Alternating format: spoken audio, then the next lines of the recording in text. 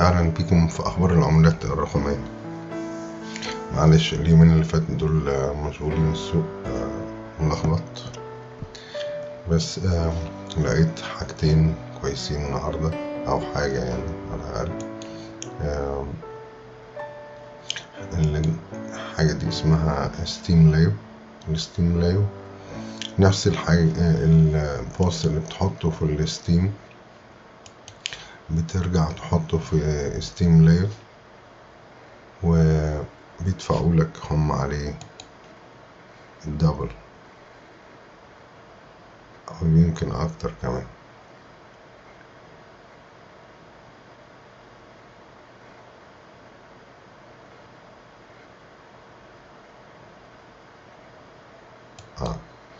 فمثلا البوست ده أنا حطيته هنا، افتح تقرأ الرسم البياني. النهاردة أول مرة أبتدي فجربت ده، أشوف البوست هيروح هناك، فراح فعلا. بعدين حطيت البوست ده عند steemleo. هحط لكم اللينك. كل الموضوع انك بتحط الاسم اللي انت اصلا بتشتغل بيه، اللي هو الاسم بتاعك زي الاسم بتاعي هنا، بتحطه وبتعمل ساين ان في steemleo في اللينك بتاع steemleo، وهم نفس الشكل، يعني هتلاقيه نفس الشكل بتاع استيمت. فدافعين لي لغاية دلوقتي 5.55 steemleo.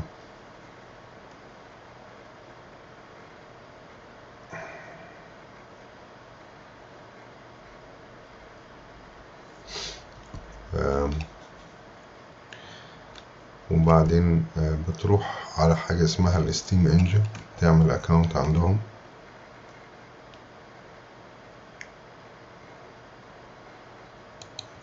بتاع ستيم انجن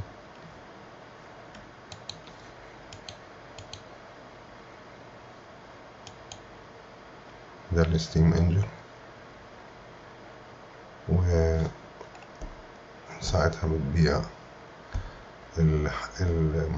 العملة بتاعتك. طبعا انا حاولت اعمل بوست للستيم انجن نفسه، قلت لما اشوف ازاي الموضوع ده، مش عارف اذا مشي ولا لا.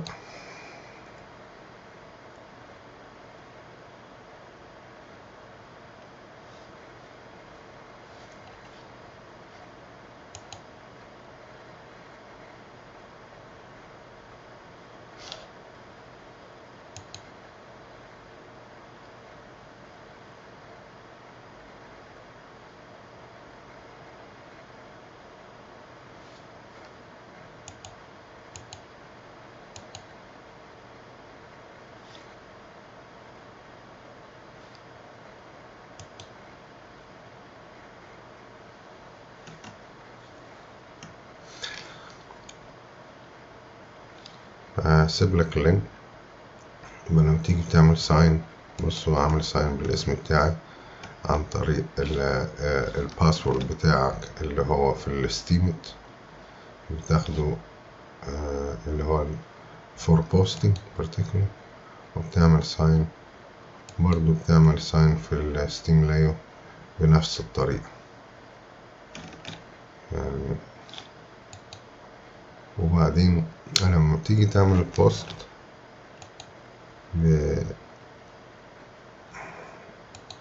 شوية معقد الموضوع ستيمت عموما، بس أنا شايفه مربح، ومع الوقت كل شوية بكتشف فيه حاجة فبحب أضيفها لكم.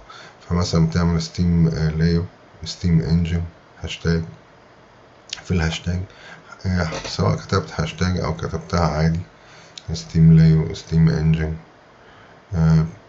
في بلانت، بحاول أشوف ايه موضوع بلانت ده كمان. البوست بيروح. دي حاجة. الحاجة التانية اللي لقيتها بصراحة حاجة جميلة. بالصدفة أنا على تويتر ولقيت لينك فتح accidentally على حاجة اسمها ألك، وده ديف بورد فور decentralized world. ألك ده بالصدفة ببص لقيت كايرو ايجيبت فاستغربت. هسيب لكم الفيديو يشتغل يديكوا فكرة. This is Elk. It's a little board that brings the blockchain into the real world.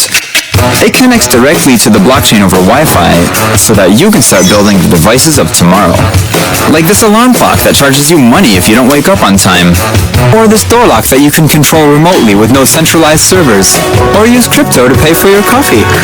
Elk includes a powerful processor for running light blockchain nodes like Ethereum and Bitcoin, a mobile app to communicate with your hardware, and it's programmed with a simple microcontroller. Hi, I'm Bilal, and I'm with Elk. We're a team of makers, creatives, and software engineers.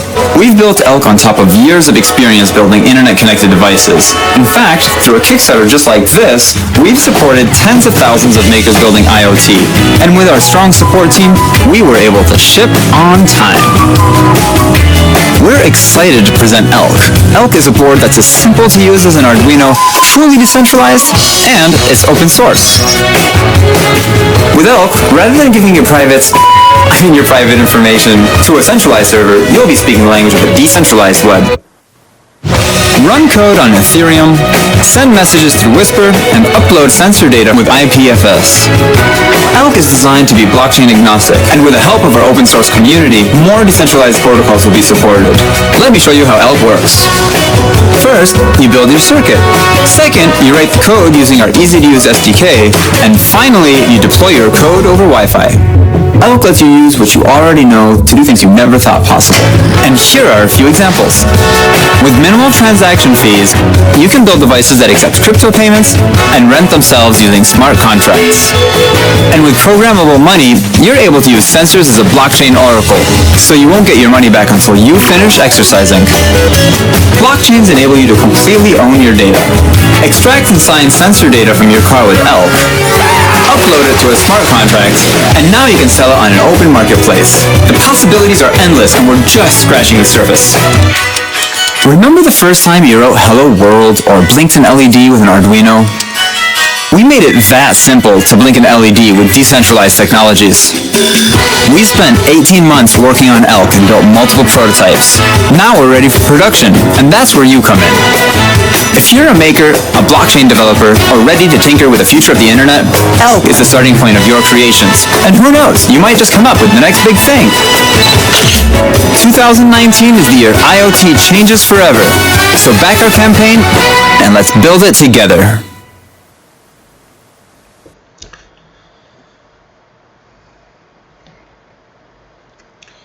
زي ما انتم شفتوا شباب من مصر عاملين بورد. البورد دي ممكن تضيف لها بروجرام بحيث انها تقبل الدفع. يعني ممكن تستخدمها انك تعمل حاجة زي اف بوس ماشين، يعني اللي بيستخدموها في استقبال الفلوس من كريدت كارت للبنك اكاونت بتاعك. فعن طريق دي ممكن تستقبل للمحفظة بتاعتك ستريت اواي، او ممكن تأجرها لحد ويستعملها هو وتعمل البرنامج وتعمل له على كل مثلا دفعة بيدفع الزبون عنده مبلغ ليك. ممكن تستخدم حاجة اسمها ويسبر، انه هو يولع النور او يقفل الباب او حاجة زي كده.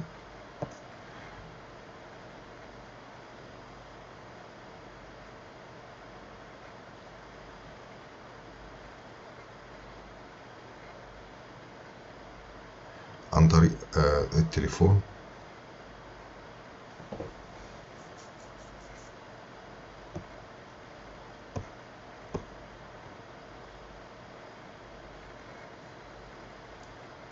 ممكن يتابع حركة مثلا عربية بتاعتك او بتأجرها او كده، او حد سايقها.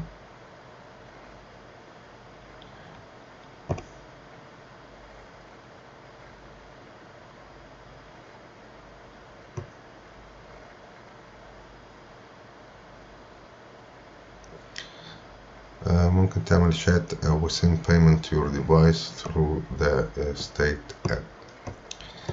ف حاجة حلوة بصراحة. عاملين هنا انك انت مثلا ده زي ستارت اب.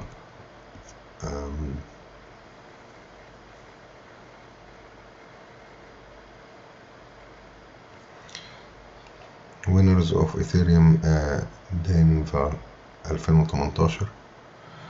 فده زي ستارت اب.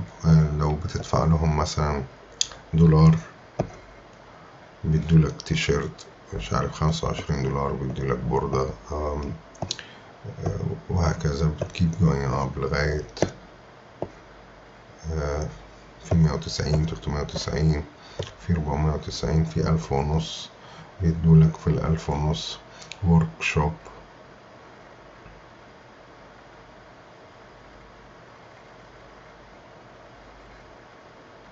وبيدولك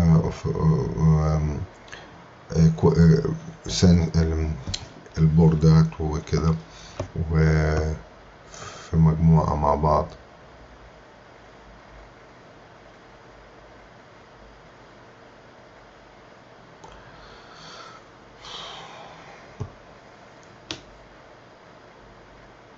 حاطين ازاي البرنامج بتاعهم بسيط. void setup pin model LED built in output on و off void loop،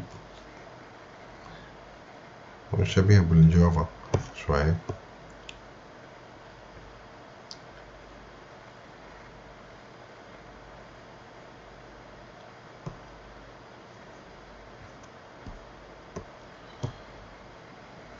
ده فيديو شاب يشرح فيه.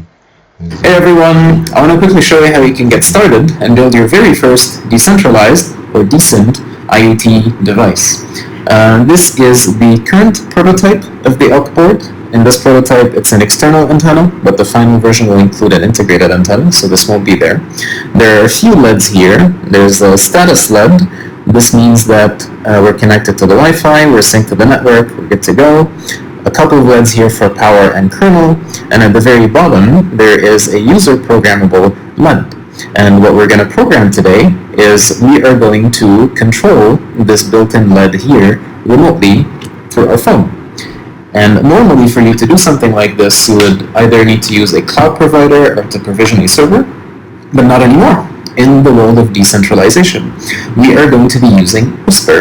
Whisper is a decentralized messaging protocol. It will allow us to communicate through our phone to this device with no intermediary cloud provider, and more importantly, our communication will be fully encrypted and our metadata will be virtually untraceable. So let's get started. We have built a Visual Studio Code plugin, and so this is what I'm using here for development, and our SDK is built on wiring, and so if you've used an Arduino before, this should look very familiar to you.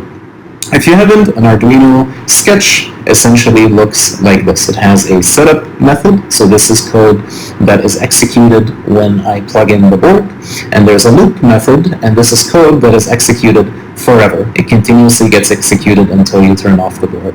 And so in the setup here, I just mentioned that I'm going to be using the built-in LED, and I'm going to add two functions, an on function that turns on the LED, and an off function that turns off the built-in LED.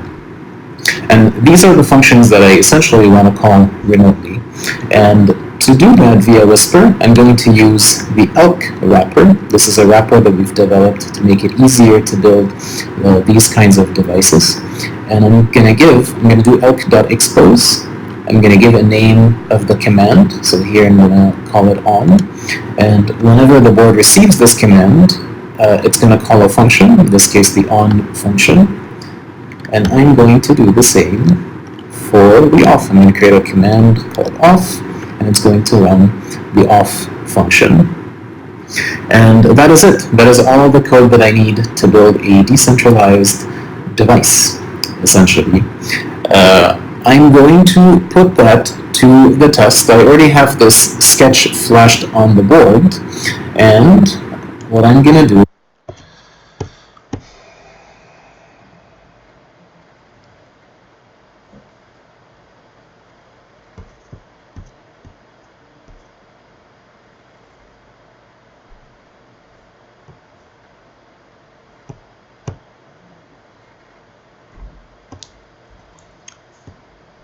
ده استخدام تاني، استقبال فلوس بالألك.